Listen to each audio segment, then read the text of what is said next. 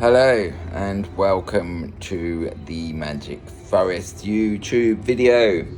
Apologies for not having been with you for some time. Life has been hectic, finishing teaching, which was a joy to finish teaching, and emotional too after 16 years of teaching art in high school. It was quite a big decision. But here we are. We're still working on visas, trying to get the business visa sorted out for Vietnam, which is obviously, as usual with immigration type things, is a nightmare. But we're hoping to be in Vietnam by November. And so we've got this beautiful time in Taiwan.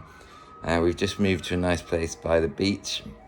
And just to focus on making the fairies, which is kind of like a blessing of time, because I was thinking, like, when am I even going to be able to have time to make the fairies when we get to Vietnam? So that's what I wanted to introduce you to today. I think that's the other reason we haven't made any videos, is because nothing much fairy wise has been going on.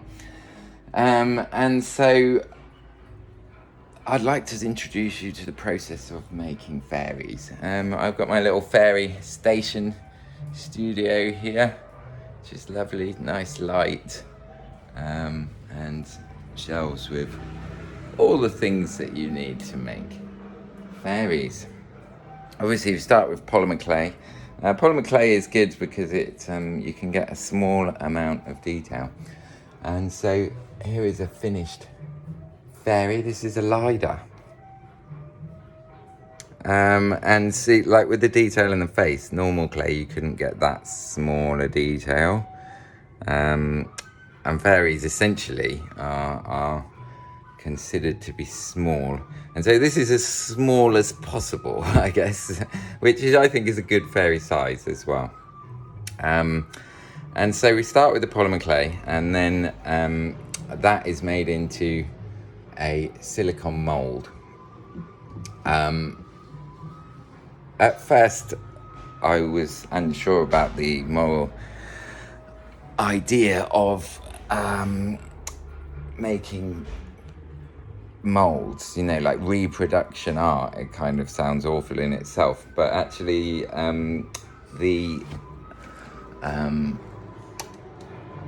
the polymer clay, I thought it was quite indestructible, but actually if you look at Shifra here, you see the crack under her neck, and she's got a crack kind of on her arm. And so with polymer clay, it does expand and contract a little bit, especially if it's outside. And so the epoxy resin that we use in the silicone mold is much stronger, and so it will be much better outside. So actually the reproductions have become the actual thing itself.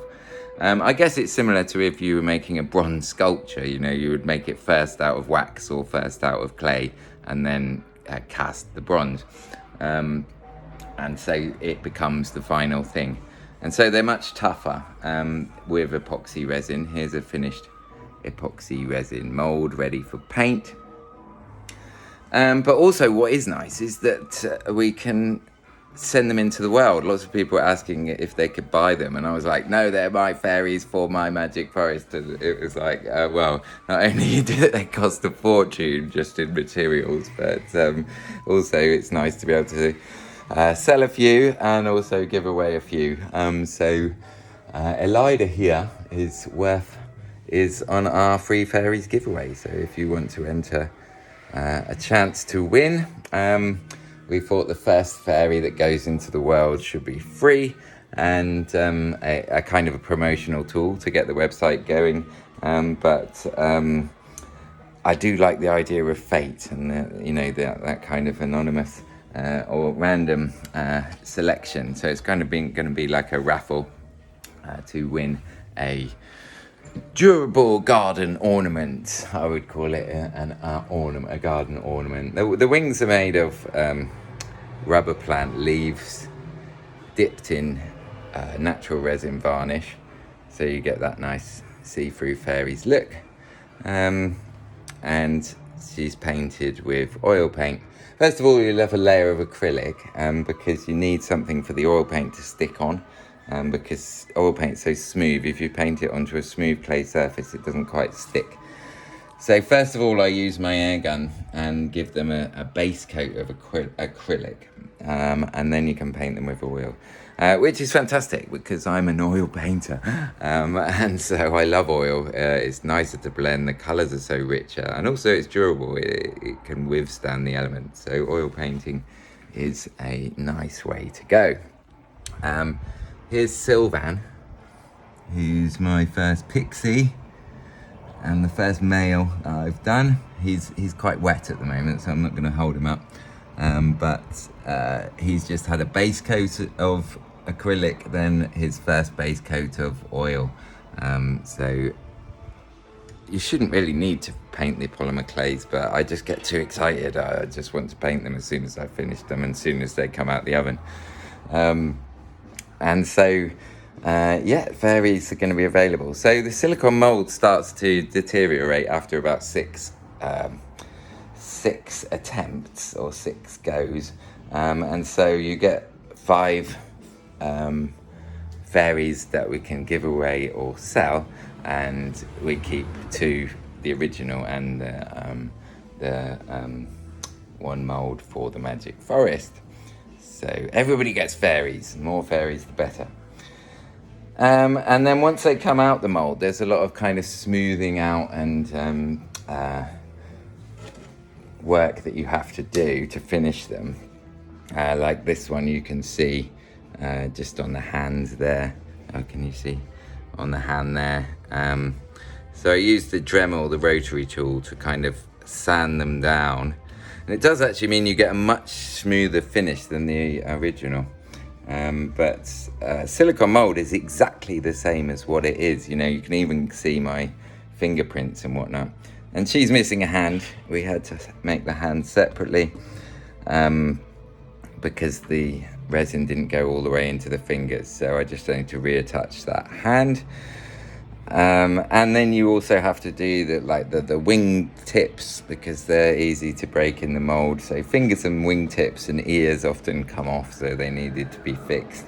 And we fix them with epoxy resin clay, which is super expensive, but really a perfect thing because it dries without having to go in the oven.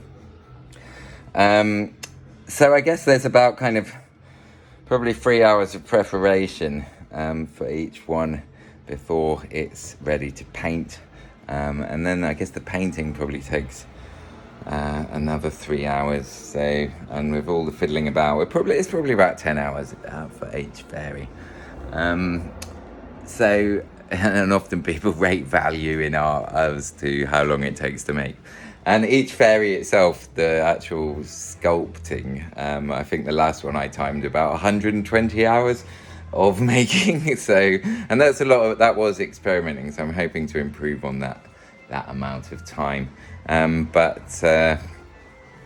Yeah, those are the Faeries. I guess I'm quite excited today because I've got 3 ready to paint, so 3 will be ready to go into the world.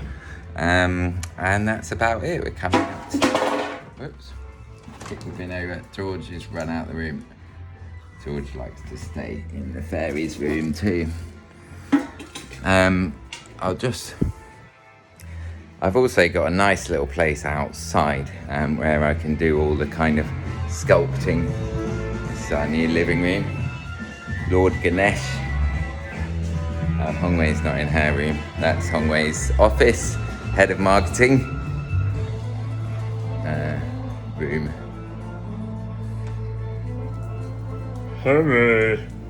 Henry's wet because he's been playing on the beach with his dogs.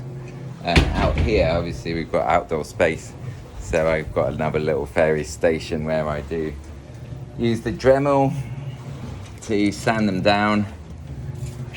Rotary tool, which is great for sanding. And this girl is, she's actually a bit of a duff because you can see just around her eyes or her face there's some little bubble marks, and so I think those bubbles go all the way through, So I'm going to do like a practice run on her. Oh, nice view of the sea just down the road there. So every morning, a quick dip in the sea, a cup of coffee, a bacon sandwich, and then it's on to Faeries creation. Anyway, lovely to see you all, and obviously now we're back in business with the Faeries, or starting business if you like, with the Faeries. And if you do wish to win a free fairy, she is available on the Facebook group. So I'm gonna love you and leave you, and I shall see you very soon, I promise.